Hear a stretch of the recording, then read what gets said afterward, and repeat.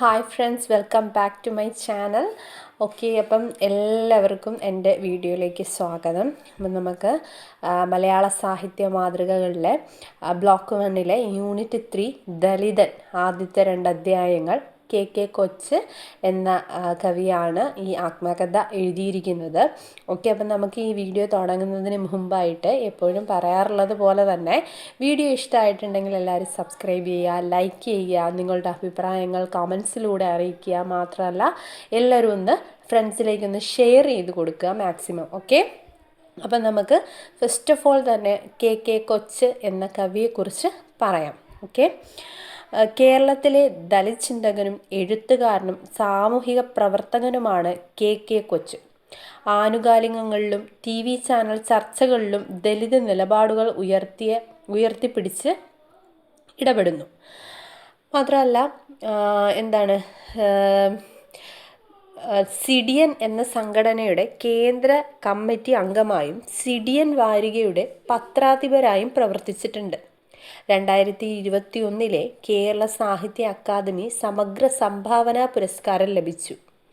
ബുദ്ധനിലേക്കുള്ള ദൂരം, ദലിത് പാഠം, കേരള ചരിത്രവും സാമൂഹിക രൂപീകരണവും, ദലിതൻ എന്നിവയൊക്കെയാണ് ആരുടെ ഈ കെ കൊച്ചിൻ്റെ പ്രധാന കൃതികൾ. നമ്മളുടെ ടെക്സ്റ്റിൽ തന്നെ കെ കൊച്ചിനെ കുറിച്ചിട്ട് നമുക്ക് എന്ന കവിയെ കുറിച്ചിട്ട് നമ്മുടെ ടെക്സ്റ്റിൽ തന്നെ ഒരു ചെറിയൊരു വിവരണം കൊടുത്തിട്ടുണ്ട്.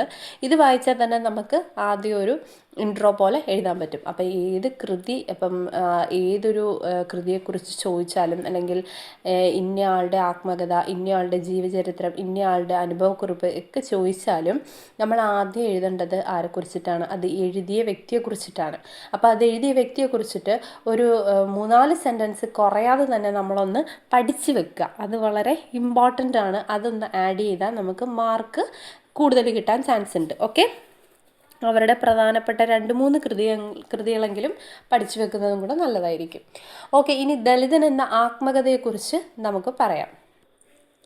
ദലിതൻ എന്ന ആത്മകഥയിലെ അധ്യായം 1 ആദ്യ അക്ഷരങ്ങളെ കുറിച്ചിട്ട് പറയുന്നുണ്ട്. ഇതെന്ന് വെച്ചാൽ കെ കൊച്ചിൻ്റെ ജീവിതാനുഭവങ്ങൾ വിവരിക്കുന്ന ഒരു കൃതിയാണിത്. ഇതിൻ്റെ ആദ്യ 2 അധ്യായങ്ങളും ആണ് പാഠഭാഗത്തുള്ളത്. ഇതിൻ്റെ പ്രധാന ആശയങ്ങളെന്ന് വെച്ചാൽ പ്രതിരോധത്തിൻ്റെ സാഹിത്യമാണ്. അതായത് ദലിത് ആത്മകഥകൾ വെറും സങ്കടങ്ങൾ പറയുന്നവയല്ല, മറിച്ച് വേദനയിൽ നിന്ന് പ്രതിരോധത്തിലേക്കുള്ള വളർച്ചയാണ് അടയാളപ്പെടുത്തുന്നത്. മധുരവേലി എന്ന തൻ്റെ നാടിൻ്റെ പ്രാദേശിക ചരിത്രത്തിലൂടെ കേരളത്തിലെ ദലിത് ജീവിതത്തെ അദ്ദേഹം വിശകലനം ചെയ്യുന്നുണ്ട്. മാത്രമല്ല, ജാതി വ്യവസ്ഥയുടെ വിമർശനം കൂടെയാണ് ഈ ആത്മകഥ.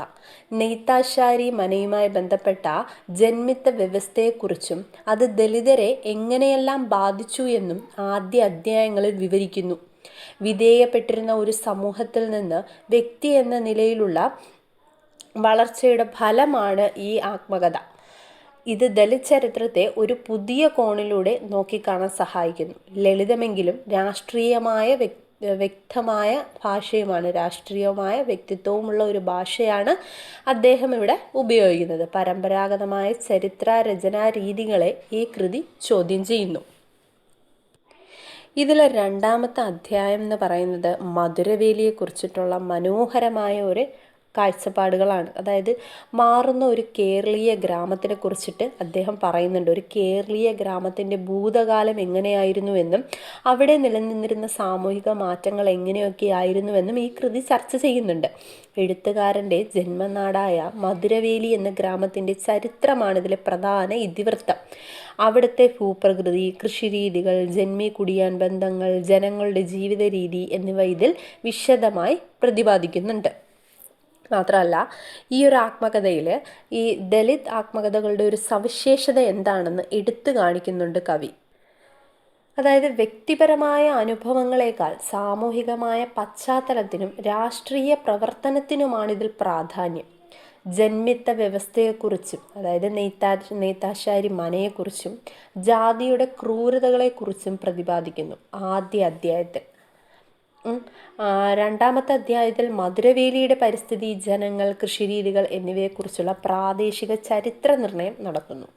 ദലിത് ജീവിതത്തെ മുഖ്യധാരാ ചരിത്രത്തിൻ്റെ ഭാഗമാക്കാനും അടിച്ചമർത്തപ്പെട്ടവരുടെ ശബ്ദം സാഹിത്യത്തിൽ അടയാളപ്പെടുത്താനുമുള്ള ശ്രമമാണ് ദലിത് എന്ന ആത്മകഥ. അപ്പോൾ വളരെ സിമ്പിളായിട്ട് നമുക്ക് ഇതിൻ്റെ വിശകലനം എഴുതാൻ പറ്റുന്നതാണ്. ഇതിനകത്ത് വലിയൊരു വിശകലനം നമുക്ക് തന്നിട്ടുണ്ട്. ഇതിനെ ക്രോഡീകരിച്ചിട്ടുള്ള ഒരു വിശകലനം കൊടുത്തിട്ടുണ്ട്. ഇത് നന്നായിട്ടൊന്ന് വായിച്ചു നോക്കിയതിന് ശേഷം വളരെ ഷോർട്ട് ഫോം ആക്കിയിട്ട് നമുക്ക് എഴുതിയെടുക്കാവുന്നതാണ്, പഠിക്കാവുന്നതാണ്. ഓക്കെ, 1 മാർക്കിനും 2 മാർക്കിനും ഒക്കെ നമുക്ക് ക്വസ്റ്റ്യൻ ആൻസർ ചെയ്യണമെന്നുണ്ടെങ്കിൽ നമ്മൾ ശരിയായിട്ട് ടെക്സ്റ്റ് വായിച്ചേ പറ്റുള്ളൂ.